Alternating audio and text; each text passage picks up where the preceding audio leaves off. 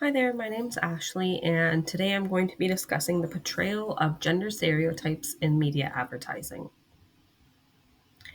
So, to begin, I'm just going to start with what advertising actually is, which, according to the Webster Dictionary, advertising is the action of calling something to the attention of the public, especially in paid announcements.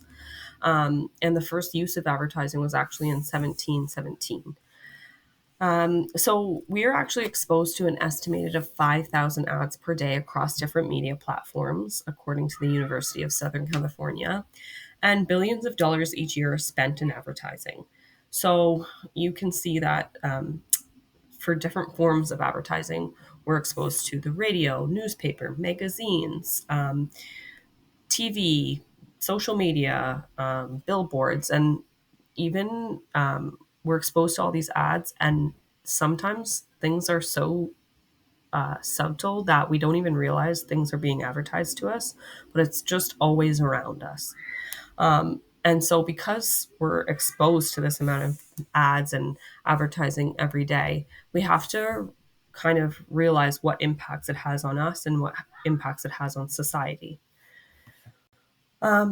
So, advertisements can impact the way we view things and can essentially create ideologies of certain topics in society as it is embedded in different ways in the media, and slowly it becomes the norm. So, basically, once we start to see things over and over and again, it starts to just become normal in society. So, one of the big ideologies that is portrayed in the media is gender stereotypes. So that's what we're going to be focusing on today is gender stereotypes in advertising. And basically, I've shown a few examples here of just different ways that genders are displayed in advertising. And so basically, from how we view femininity, masculinity, and just the view of gender in general, I'm going to look at and explain like the way that different media types stereotype gender. And we're going to look at three specific media advertisement forms, which is going to be magazine ads, television ads, and online social media ads.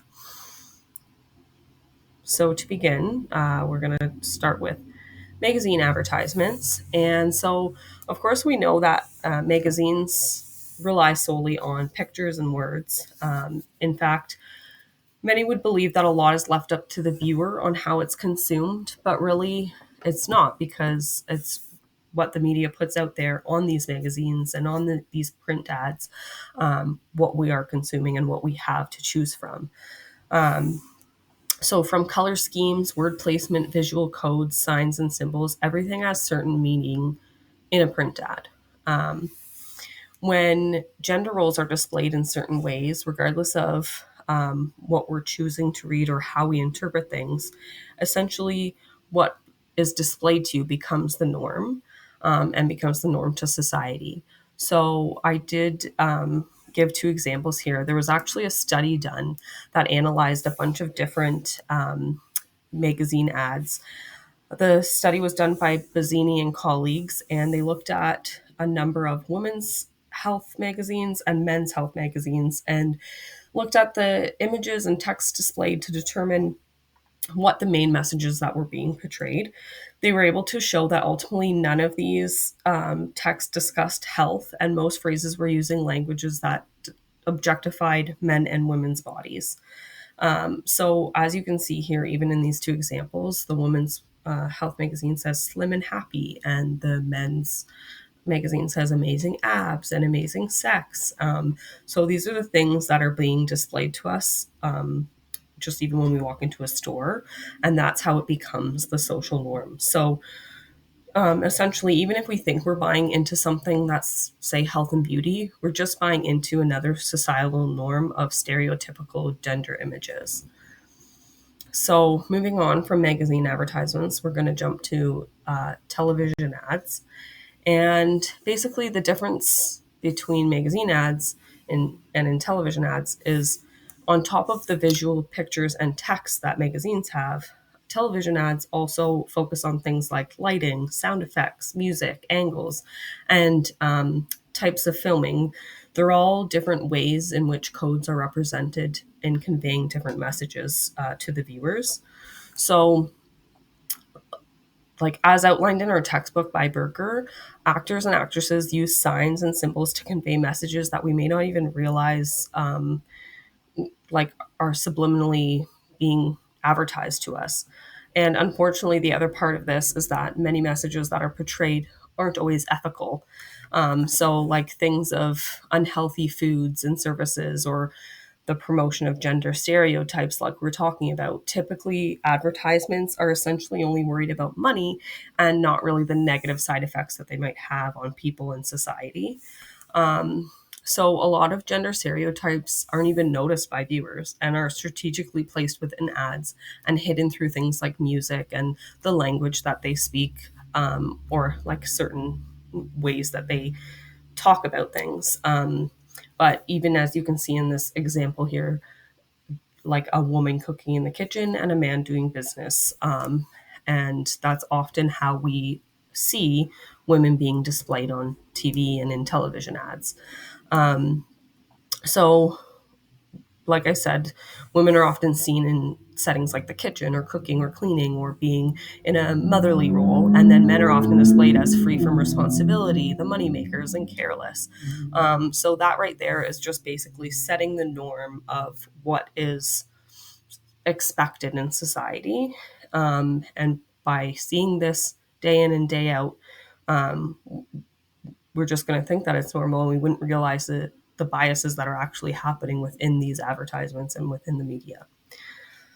And then next, we're going to touch on online stereotypes and social media ads. Gender stereotypes online and social media ads.